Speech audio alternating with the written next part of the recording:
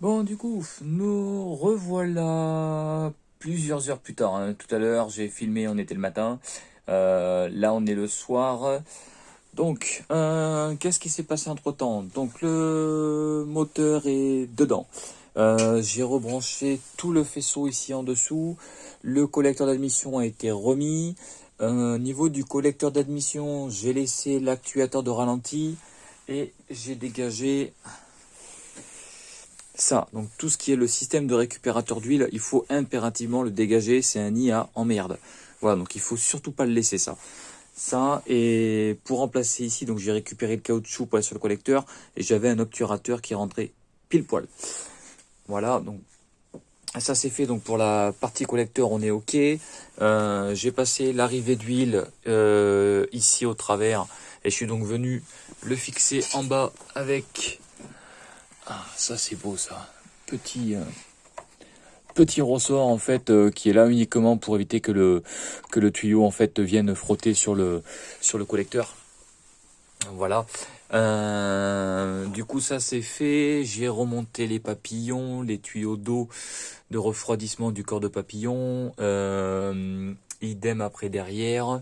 Donc tous les tuyaux d'eau en fait qui viennent au niveau de la culasse sont remontés. Les papillons, on vient de le voir. Le soufflet, pareil, j'avais mis dans une des vidéos, donc soufflet tout neuf. Ici, là, on a donc le tuyau pour l'actuateur de ralenti qui est là. Et en dessous, là, normalement, on a l'espèce de bac 4 saisons. J'ai trouvé en fait un bouchon pile poil. On verra pas.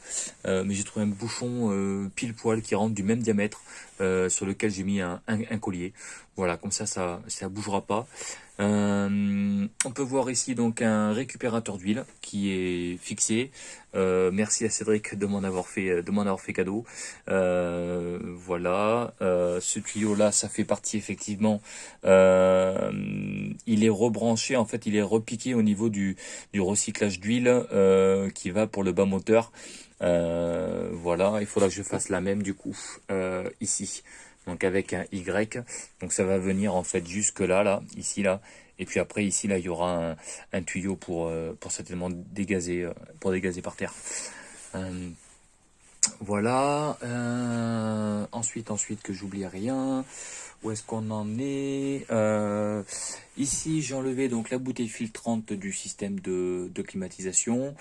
Euh, voilà, j'ai remonté du coup la traverse, le radiateur d'eau, j'ai dégagé le ventilateur de climatisation pour gagner de la place.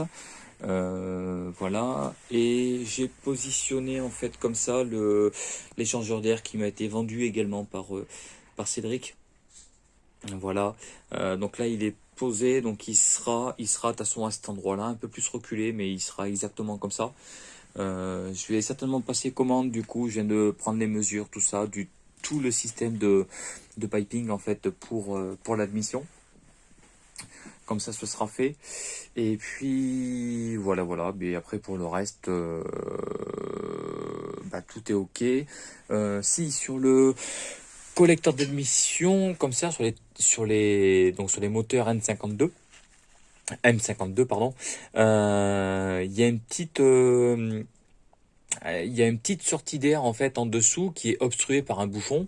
Du coup, ce qu'il y a de bien, c'est qu'on peut se repiquer en fait une petite durite qu'on voit du coup ici là que j'ai repiqué dessus, en fait qui va servir pour la dump valve plus du coup un T pour un manomètre de pression. Voilà, comme ça il y a rien à percer, il n'y a pas de trou à rajouter, il y a rien. Il y en a un deuxième juste à côté qui permet d'aller au régulateur de pression.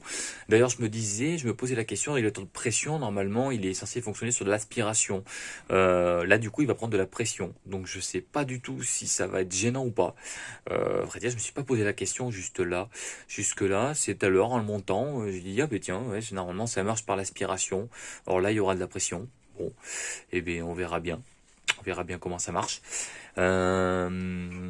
Ici, à ce niveau-là, là, pareil, pour le master vac de frein, pas la peine d'installer en fait un clapet anti-rotor parce qu'il y en a déjà un. Il y en a qui sont pas équipés, mais il y en a déjà un ici. Donc j'ai testé, hein, effectivement, quand on souffle dedans, c'est bouché, et en aspiration, ça fonctionne. Donc bah, c'est parfait. Ça évite d'en mettre un. Hein. Voilà. Donc, bah, écoute, on y voit le bout, hein, ça a quand même pas mal avancé. Du coup, normalement, demain, je devrais recevoir, parce que le transporteur a eu du retard, donc demain, je devrais recevoir mes supports de sonde lambda pour que je puisse commencer à faire ma ligne d'échappement. Et puis, j'espère qu'avant la fin de semaine, je recevrai tout le système de piping. Voilà, et puis je continuerai du coup à vous faire des vidéos et à vous montrer un petit peu les montages et tout ça. Voilà, voilà. Et bien écoutez, je vous laisse et je vous dis à bientôt. Allez, salut!